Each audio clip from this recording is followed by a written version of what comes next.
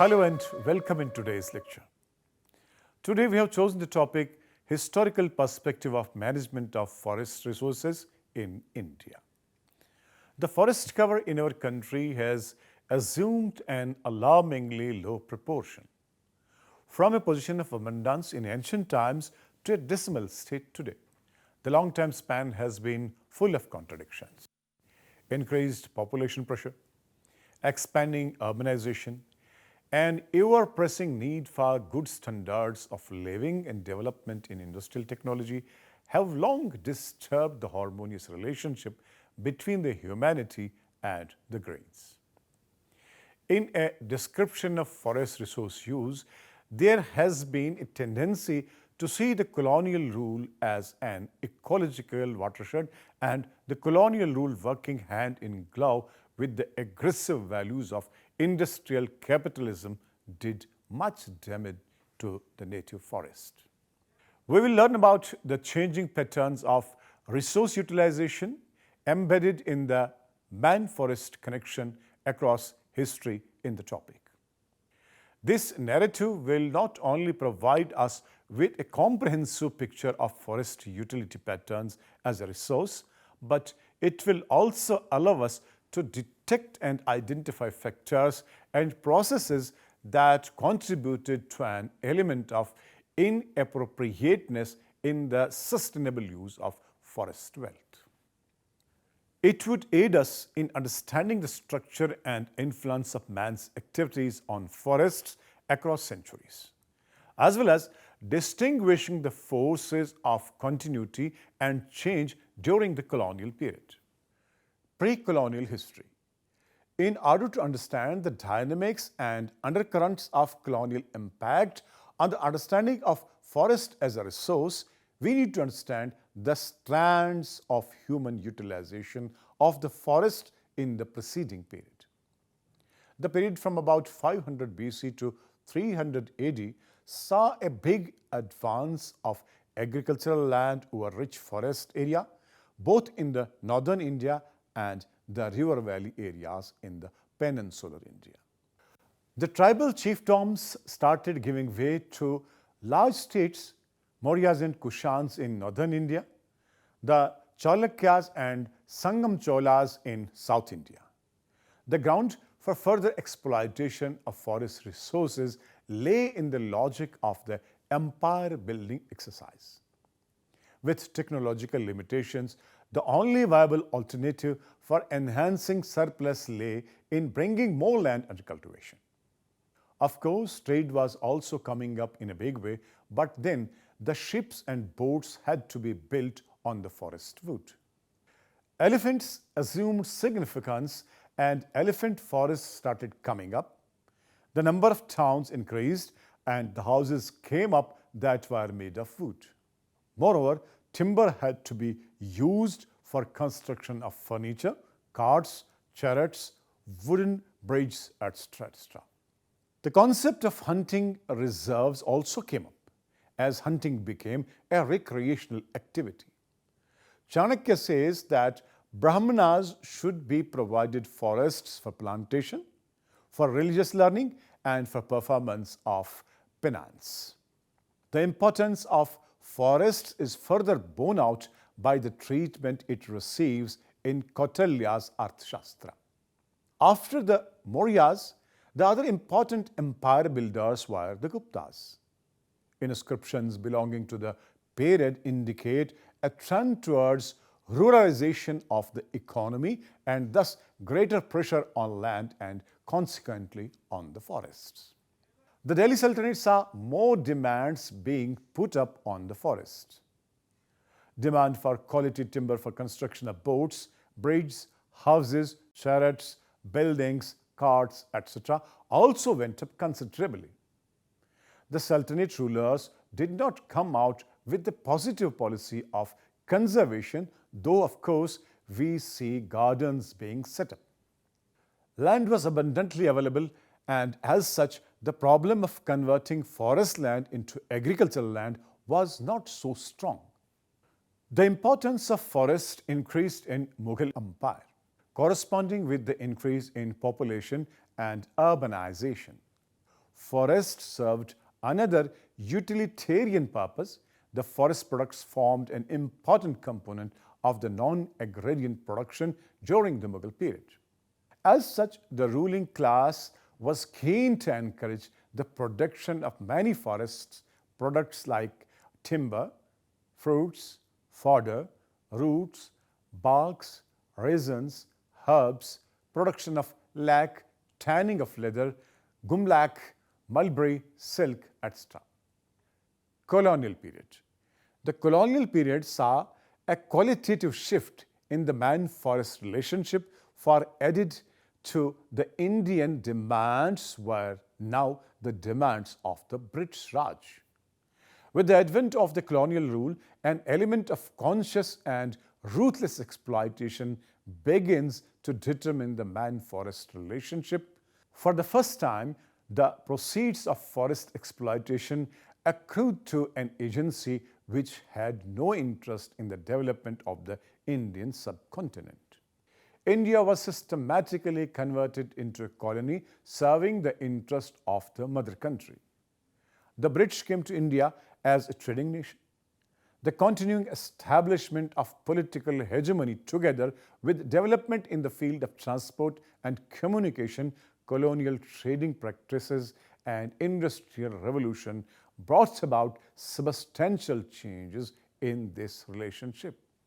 Forests now came to be seen as a resource to cater to the requirements of the expanding colonial political economy. Indian teak featured as the permanent source of supply of durable timber for the British shipbuilding industry. It saved England during the war with Napoleon and the later maritime explosion. The thrust of agrarian policy of the colonial state also worked to the destruction of forests. Forests were considered as an obstruction to agriculture and consequently a bar to prosperity of the empire. To enhance the agrarian revenues, cultivation had to be extended. To extend cultivation, forests had to be removed. This process was exacerbated with the development of railways after 1853. Major chunks of forest were destroyed to ensure the manufacture of railway sleepers. The sub-Himalayan forests of Garhwal and Kumaon were denuded to meet the early demand. Railways put other demand on forests as well. Before the Raniganj coal mines became operational, the forests also supplied the fuel requirements of the railways. The fuel wood requirements of the railways in the northwest provinces in the 1880s caused considerable deforestation in the Doab. Forests in Madras region suffered wanton destruction, causing alternating cycles of flood and drought in the districts of North Arcot and Chinglipet. Private contractors, both Indian and European, were chiefly responsible for the destruction of the forest cover. Even the Indian princes came under the influence and sphere of activity. The forest policy of the colonial administration worked within the overall framework of the priorities of the imperial policy.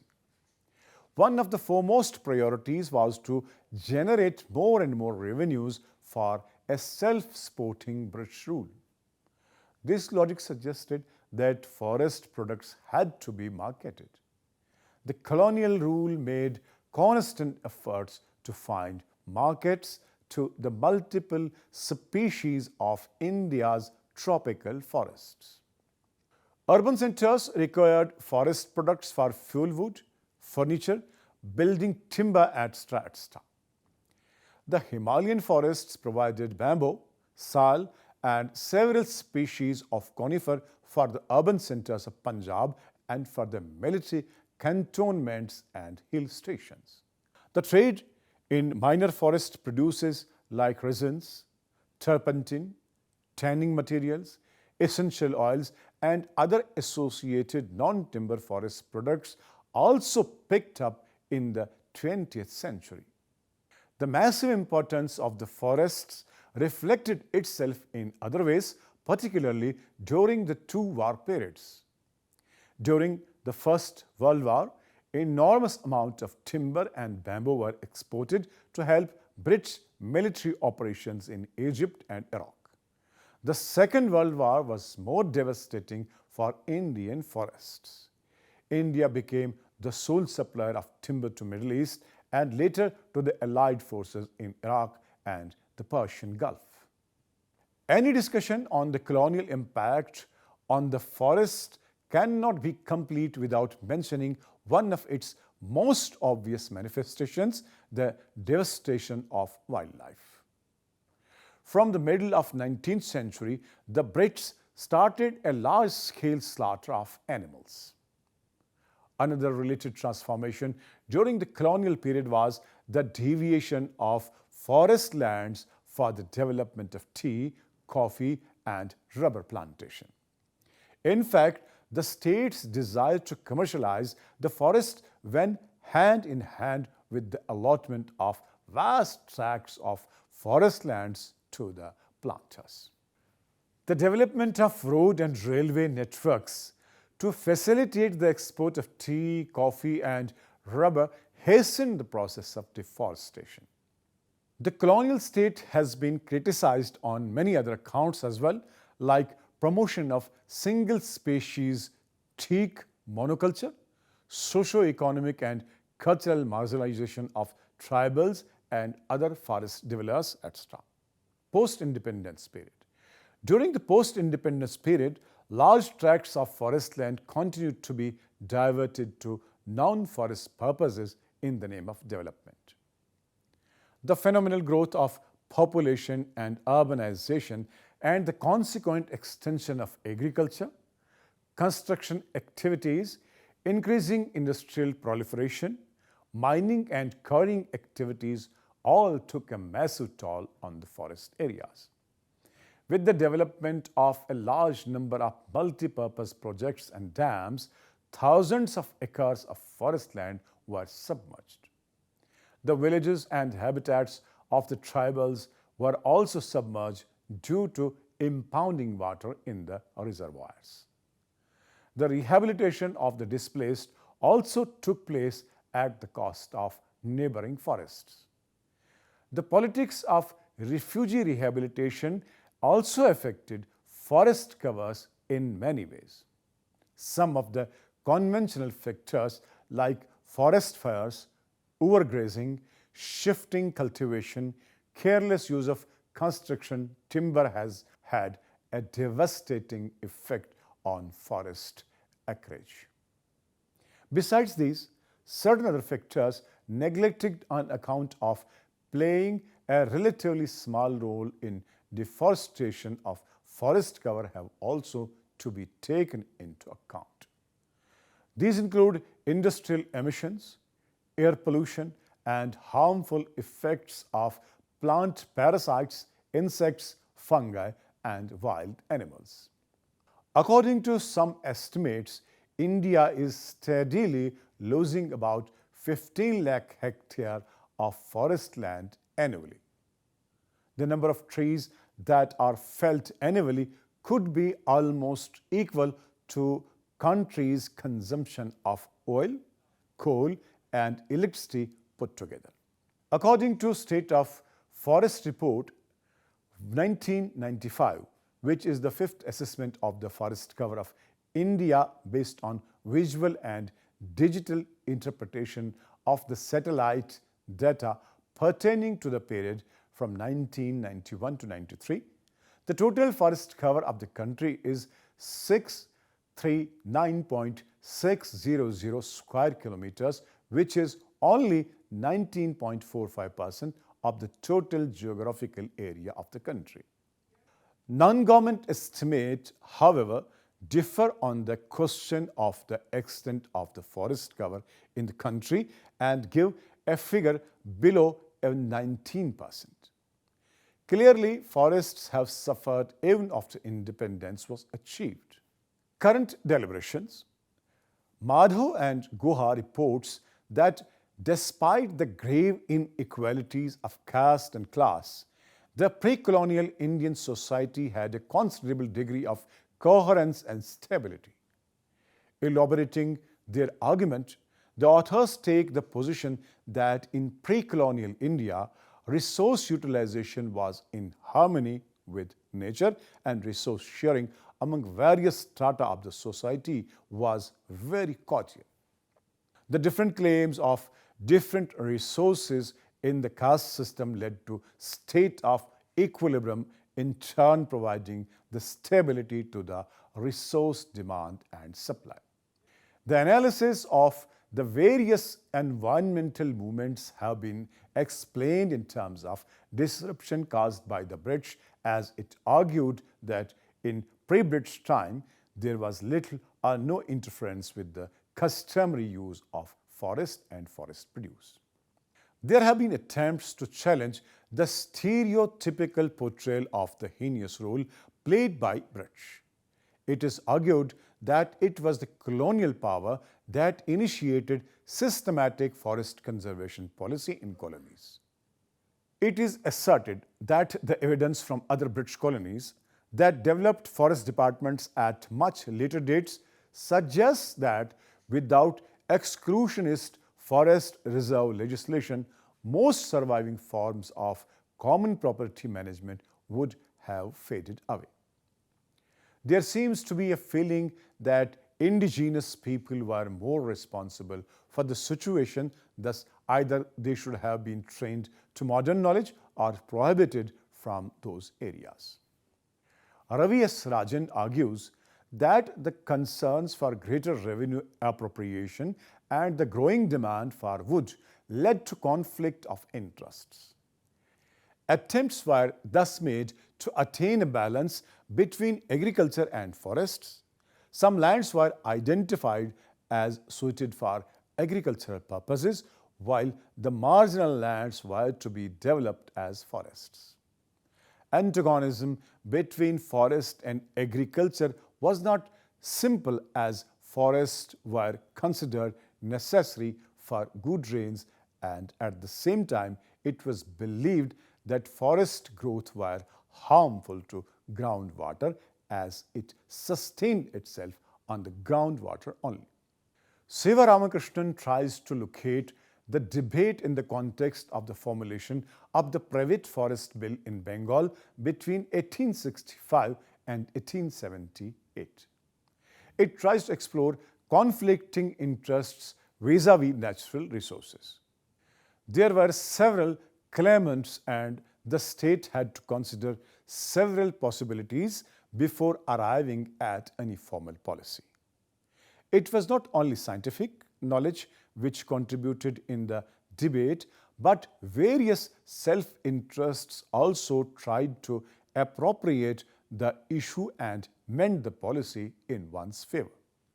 The underplay of various socio-economic interests and environmental concerns made the whole debate so complex that ultimately the bill could not be formatted. The major issue involved in this debate was the property rights sanctioned by permanent settlements. These forests were often termed as Jangal Mahal, hence accepted as private property.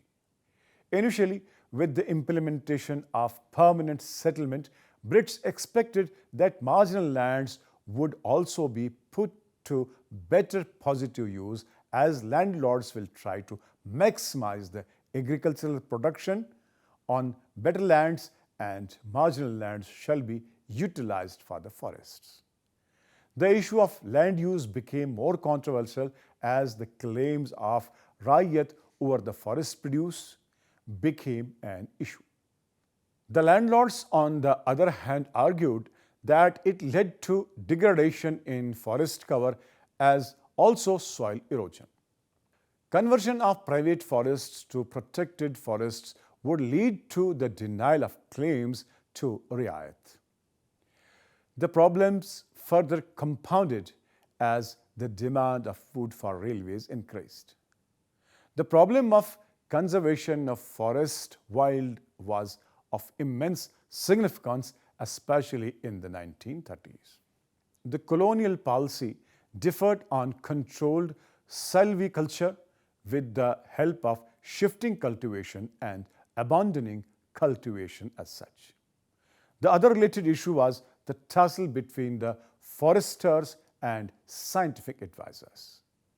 The political damage caused by shifting cultivation was its inducing nomadic habitats on parts of the local population, discouraging agricultural progress and facilitating the evasion of taxes. The problem caused by shifting cultivation was not only of tax evasion but the larger issue of timber trade and supply to cater to the needs of birch. The problem of soil erosion, on the other hand, was caused by the cutting of forests for commercial use and, on the other, due to clearing of land for agricultural purposes. It was further fueled by the ever-increasing population pressure and overgrazing. To tackle the problem, scientific studies were encouraged, but given the social roots of the technological experts, it was asserted that the nature of their technical intervention was by no means value neutral. Another area of exploration has been the analysis of the various policies having a bearing on the environmental issues. Vasant Sabharwal argues for the growing recognition within the academic ecological community of the complexities of ecosystem functioning and the limits to our predictive and explanatory capabilities with regard to large-scale ecological phenomena.